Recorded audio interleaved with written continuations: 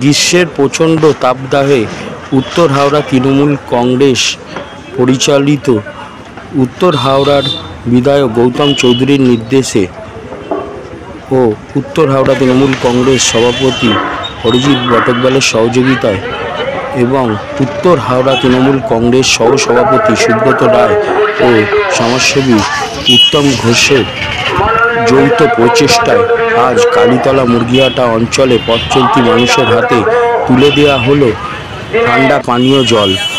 প্রায় ১৫০০ মতন মানুষের হাতে এই পানীয় জল তুলে দেওয়া হয় উত্তর হাওড়া তৃণমূল কংগ্রেসের পক্ষ থেকে।